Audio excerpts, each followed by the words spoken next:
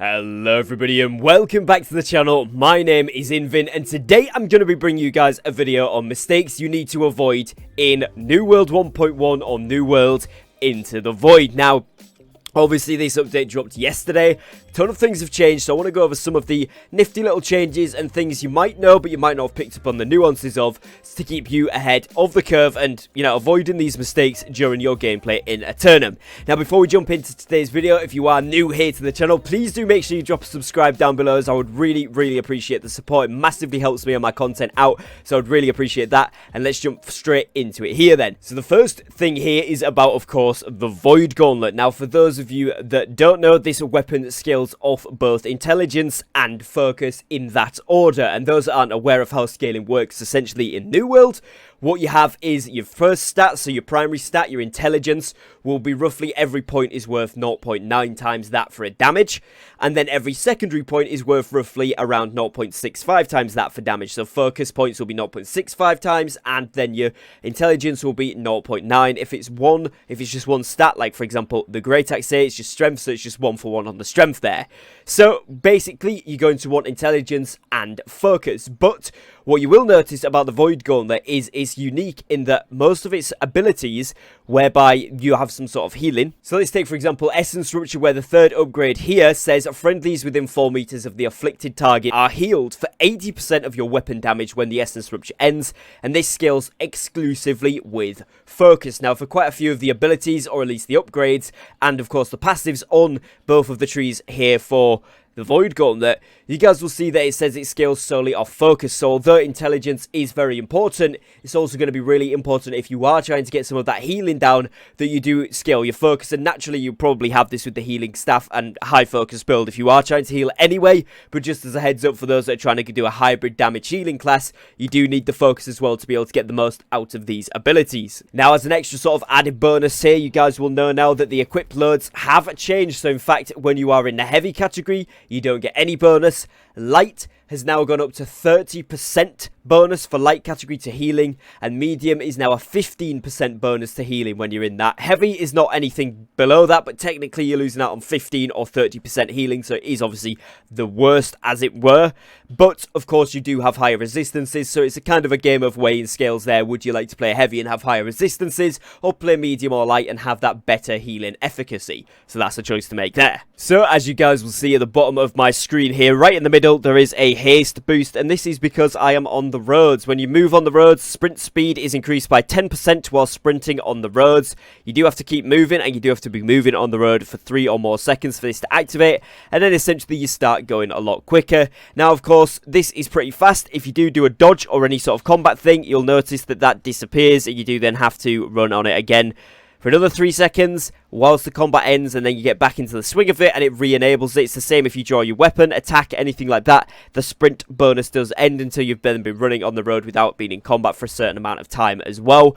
So you don't want to be doing anything like that. So obviously dodge rolling and all that kind of stuff, if you want the 10% boost, it's not worth it. But of course, what you will be aware of, most of you guys that have played this will know that you do get this perk here, which is called Dodge and Weave, which is where after you dodge you gain 10% haste for 2 seconds. Now, okay, this is exactly the same as the boost that you are getting on the roads, but with the ability, if you've got light armor, to be able to dodge roll forward and then get it and dodge roll forward continuously. I do think, from what I've heard from most of the community and I've seen on Reddit and stuff, it's still faster to dodge roll with either the musket or the bow with the dodge and weave perk on.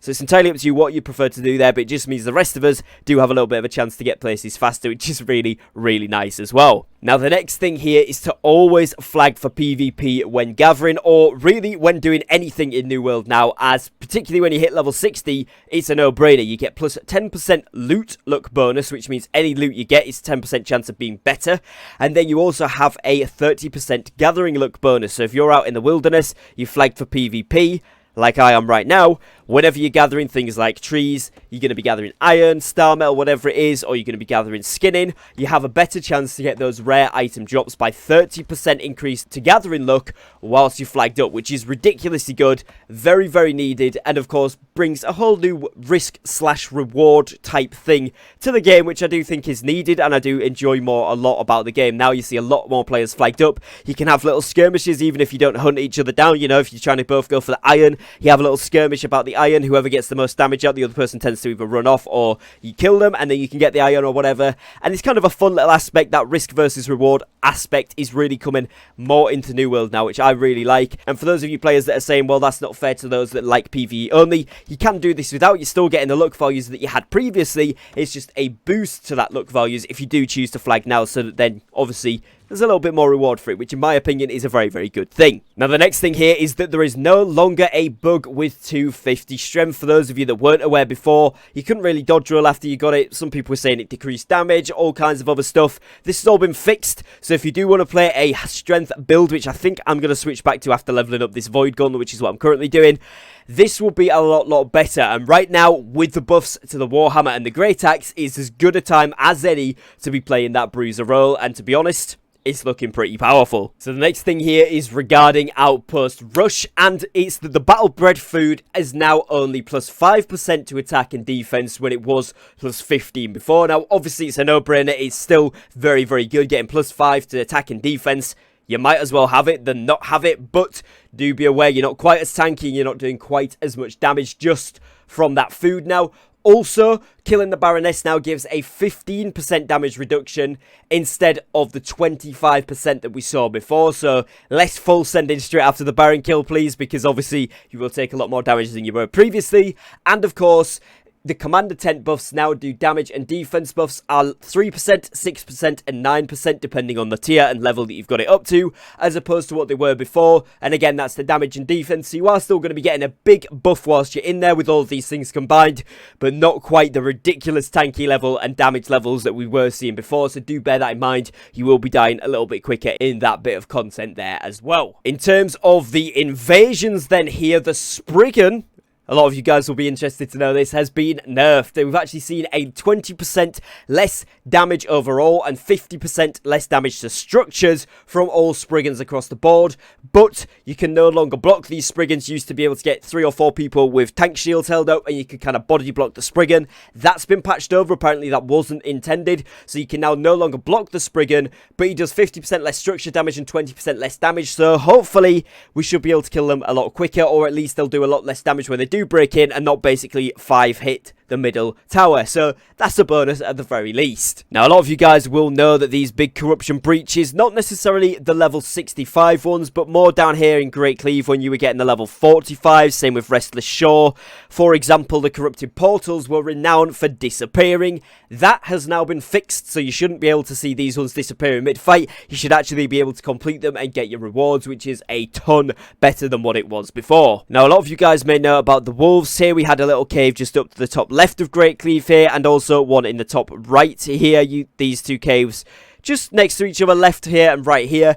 They had wolves in which, when you killed them and skinned them or mined them, whatever you want to call it, were dropping water quintessences. These now drop water motes instead, which in my opinion, in terms of crafting the void armor, is a lot better. And of course you can craft the motes into quintessences should you want to, but they do drop motes now instead of quintessences, so it's one thing to note. Those of you that were farming the quintessences there, you're now onto motes. It's up to you if you want to build those up or whatever, but that's where we're at with that one. Also, your faction changed, so going from Syndicate to Covenant, Covenant to Marauders, or whatever you want to do, is now on a 60-day cooldown instead of that 120, which is much more fluid, allows for much more gameplay. So be aware, the servers might start to tip in the balance, and if you were waiting to switch, now could be the chance for you to do that. Also, if you wanted to spice things up on your server, maybe switch out whole companies to a different faction just for 60 days, you guys can try this out now, and you can switch back fairly quickly if you don't like it, which is a really nice feature. Gives a lot more chance for balance to happen. I really like that, so make sure you take advantage of that one. Now, on the tier 5 of whichever faction you're in, the tier 5 shop, or the top tier shop for each of the faction vendors, now includes this item right here, which is called Chunk of Consecrated Iron. This one adds resilience to any piece of armor that you put it on as a crafting mod, which of course is critical hits deal 3% less damage to you. This is a really nice thing, wasn't in the game before, and actually only costs tokens. 3,000 tokens is the cost for it, and it's 0 gold right now, so this is really, really good. If you do want to get resilient on any of your armor crafts, if you're not going for void, then this is going to be super super useful, so please do take advantage of this one and don't miss out on that. Now, one major thing that you need to not make a mistake of is realizing that trading posts are now all linked. And of course, with that, that means that the trading taxes, for example, will be a huge thing. So if we have a look somewhere like Weaver's Fen on this map and we scroll down, their trading tax is at 4%. If we have a look at Windswood, theirs is at 5%. And if we have a look at, say, Monarch's Bluff, theirs is at 4.5. So right now, we'd be going over to Weaver's Fen. They have the cheapest because it's whichever one you list it at is where the tax comes from. And of course, you're going to want the cheapest tax to be able to sell stuff, seeing as though people can buy it from anywhere on the map. Now, if you are an owner of a settlement like me, I'm in Everfall right now. We're currently on 4%. And if we want to stay as the hub, obviously most of the places there you can see we're on 4%, but we could drop this down. I think personally I'm going to drop this down to 3.5 to be clearly in the lead. This can be changed once every 24 hours. So that's going to be the cheapest on the server, or joint cheapest on the server now, to keep people trading from my settlement.